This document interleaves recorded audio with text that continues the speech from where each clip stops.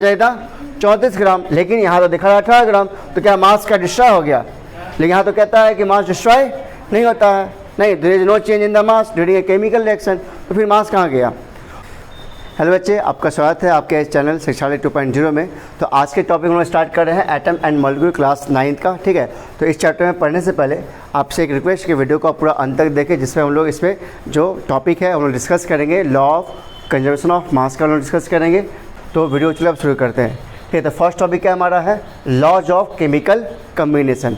तो सब लोग जानते हैं जब भी हमारा केमिस्ट्री के अंदर जब भी हमारा केमिकल कंबाइन होता है, क्या होता है? Chemical combination. तो वहाँ पे कुछ लॉज फॉलो होते हैं। जब भी हमारा केमिकल रिएक्शन होता है तो वहाँ पे क्या होता है? कुछ सर्टेन लॉज फॉलो होते हैं, जिसे कहते हैं हम लोग लॉज ऑफ केमिकल कम्बिनेशन। ऐसे आपको बुक में पढ़ने हैं दो लॉज पढ़ने हैं, ऐसे होते हैं 3 लॉज, ठीक है। तो आपको हम कोशिश करेंगे तीनों लॉज को हम डिस्कस करें।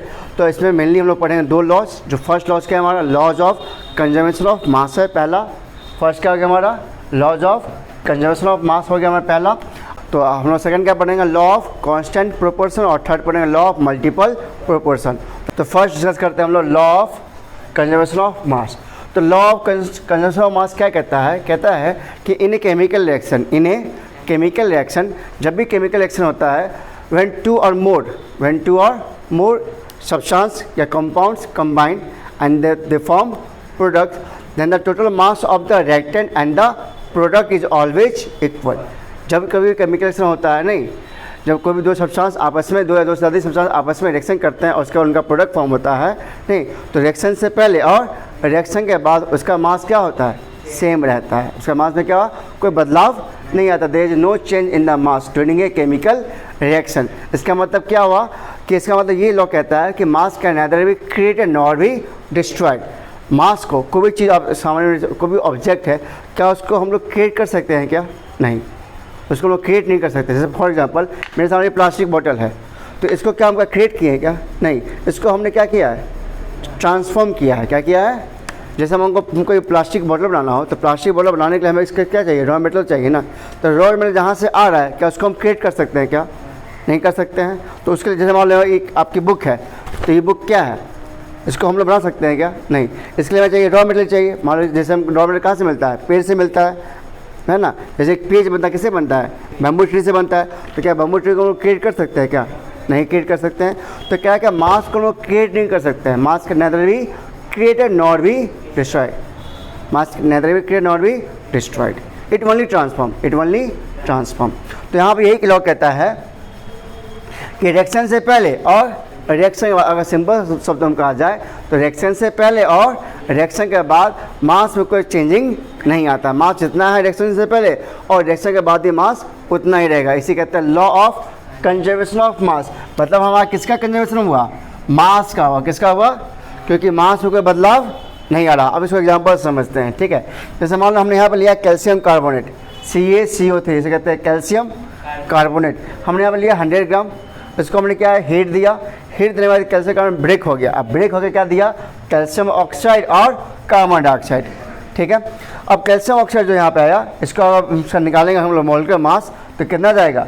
56 ग्राम, क्योंकि कैल्शियम कितना होता है? 40 ग्राम होता है ना, और ऑक्सीजन होता है 16 ग्राम। तो 40 + 60 कितना जाएगा? 56 ग्राम, ठीक है। आपने इससे पहले चैप्टर में पढ़ा होगा, ठीक है। इसी तरह CO2 का निकालते हैं, कार्बन कितना होता है? 12 होता है, और ऑक्सीजन कितना? 16 दूना 32, तो 32 + 12 कितना? हाँ 44, 44 ग्राम। तो इसको आप ऐड करोगे तो कितना रहता है? इस साइड भी, इधर इस साइड कहलाता है प्रोडक्ट, इधर कहलाता है हमारा रिएक्टेंट साइड। तो रिएक्टेंट साइड में कितने हमारे हैं? 100 ग्राम है, और प्रोडक्ट साइड में कितने ग्राम है? इधर 56 और प्लस इसका टोटल मास कितना जाएगा? 100 ग्राम। तो रिएक्शंस की साइड इसका टोटल मास और इधर प्रोडक्ट साइड का टोटल मास दोनों क्या है? हमारा सेम है। मतलब मास में किसी तरह कोई बदलाव नहीं आता है। तो यही रिएक्शन, यही लॉ कहता है हमारा, नहीं, कि जब कभी केमिकल रिएक्शन होता है, जब कभी केमिकल रिएक्शन होगा तो वहाँ पे मास में कोई बदलाव नहीं आता है। और इस लॉ को कहते हैं लॉज ऑफ केमिकल कम्बिनेशन। तो आप क्लास 10 में जब जाओगे तो वहाँ पर आप पढ़ोगे बैलेंसिंग। क्या पढ़ोगे? बैलेंसिंग, नहीं, तो वहाँ पर आप सीखोगे कि किसी भी केमिकल रिएक्शन को बैलेंस करना। तो सवाल आता है कि बैलेंस क्यों करते हैं? तो बैलेंस इसलिए करते हैं according to law of conservation of mass. ये क्या कहता है कि mass can neither be created nor be destroyed. Clear है यहाँ तक? जैसे फॉर एग्जांपल, जैसे मान लो हमने एक एग्जांपल लेते हैं, जैसे मान लो हमने लिया H2 + O2, ठीक है, गुड इवनिंग बच्चे, H2 + O2 हमने लिया, तो क्या फॉर्म किया? वाटर फॉर्म किया। अब आप चेक करो क्या रिएक्शन के साइड टोटल मास और प्रोडक्ट साइड टोटल मास का सेम है क्या? आप चेक करो तो H2 2 ग्राम हो जाएगा, मान लो इसका मोल का मास हमने ले लिया, ठीक है, इसका कितना ग्राम? 2 ग्राम, क्योंकि एक काम ने 1 ग्राम लिया, ठीक है, और इसका तो यहाँ पे 2 हो गया, इसका कितना जाएगा? 32 ग्राम। इस साइड कितना जाएगा? 18 ग्राम हो जाएगा।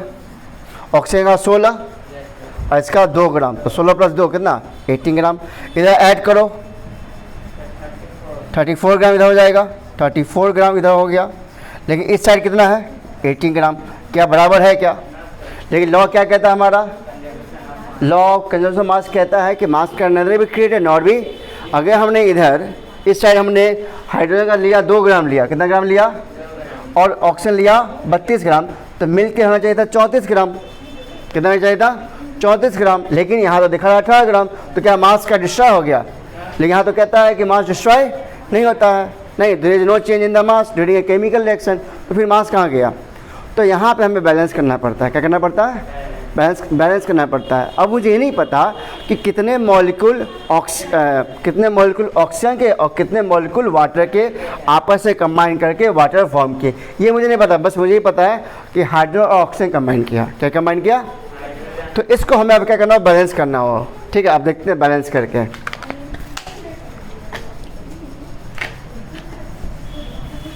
देखिए बैलेंस करते हैं। यहाँ पे देखो H कितने हैं और ऑक्सीजन कितने हैं? 2। बैलेंस का मतलब होता है कि नंबर ऑफ एटम जितना इस साइड है और उतना ही एटम इस साइड भी होना चाहिए, सेम। मतलब टोटल एटम रिएक्टेंट है और total atoms product side same होना चाहिए। यहाँ पे ऑक्सीजन कितने हैं? ऑक्सीजन यहाँ पे तो 1 है, यहाँ पे 2 से मल्टीप्लाई कर दो, तो ऑक्सीजन कितने हो गए? 2। लेकिन हाइड्रोजन कितने हो गए? 4, तो यहाँ पे 2 डाल दो। अब 2 हो गया बराबर, क्या एटम बैलेंस हो गया। और हाइड्रोजन कितने हो गए? 4, यहाँ हाइड्रोजन 4, ऑक्सीजन 2, यहाँ पे ऑक्सीजन 2। क्लियर यहाँ तक? अब यहाँ पे चेक करो इससे कितने ग्राम हो जाएंगे? इसका एक का मॉलिक्यूल का कितना? 2 ग्राम, तो 2 का 4 ग्राम, इसका 32 ग्राम, और इसका देखो इसका था कितना? 18 ग्राम था, इसका जस्ट डबल है 36 ग्राम। देखो 32 + 4 36 ग्राम हो गया। तो इस तरह से हमने क्या किया? रिएक्शन को बैलेंस करता है। तो लॉ ऑफ कंजर्वेशन ऑफ मास यही कहता है कि mass can neither be created not be destroyed. और जब भी कभी केमिकल रिएक्शन होता है तो हमें क्या करना होगा? जहाँ पर अगर मास बैलेंस नहीं हो तो हमें वहाँ पे बैलेंस करना होगा according to law of conservation of mass. तो आपको डिफाइन का पहले डिफाइन क्या करा है? डिफाइन भी आप देख लो, लिखा होता है law of conservation of mass means that in a chemical reaction the total mass of the products is equal to the total mass of the reactant. Reactant जितना मास है उतना ही मास होना चाहिए। टोटल मास समझो ना। जैसे यहाँ पे देखो, यहाँ पे दो प्रोडक्ट थे तो दोनों का मास हमने ऐड किया, ठीक है। अगर मान लो यहाँ पे 2 रिएक्टेंट्स हो तो यहाँ पे इसका ये मास को ऐड करेंगे। चलो एक और एग्जाम्पल से आपको हम क्लियर करते हैं, ठीक है। चलिए विशाल, तो एक और हम एग्जाम्पल ले रहे हैं। आपको ये एनसीईआरटी बुक का ही सवाल दिया हुआ है। इसमें दिया हुआ है क्या? सोडियम कार्बोनेट, ठीक है, जिसका कितना ग्राम है? 5.3 ग्राम है। और ये इथेनोइक एसिड, इसे कहते हैं CH3COOH का नाम है इथेनोइक एसिड, जो आप क्लास 10 समझोगे इसका फॉर्मूला, ठीक। ये आपको दिया हुआ है 6 ग्राम। ये दोनों आपस में कंबाइन करते हैं, ठीक है। ये दोनों आपका क्या कहलाएगा? रिएक्टेंट साइड कहलाएगा। कंबाइन करके रिएक्शन फॉर्म करते हैं क्या? सोडियम इथेनोइट, ठीक है, जो फॉर्म करता है 8.2 ग्राम, कार्बन डाइऑक्साइड 2.2 ग्राम और H2O 0.9 ग्राम। तो आपको इन सभी का रिएक्टेंट का और प्रोडक्ट का आपको मास दे रखा है। अब मुझे ये क्वेश्चन पूछ रहा है आपसे, क्या ये लॉ ऑफ कंजर्वेशन ऑफ मास को क्या ये फॉलो करता है या नहीं? इसका मतलब क्या होना चाहिए कि अगर इधर का मास और इधर का टोटल मास क्या हो जाए? सेम हो जाए, तो ये लॉ ऑफ कंजर्वेशन मास को फॉलो करता है। तो आप चेक करके दिखाओ क्या आपका ये मास, इसका मास और इस सब का मास का सेम है क्या? आपको आंसर भी इसका कमेंट करना है, ठीक है। आपको बताना है कि ये फॉलो होता है या नहीं होता है। और हम देखते हैं नेक्स्ट टॉपिक हमारा क्या? Law of constant proportion.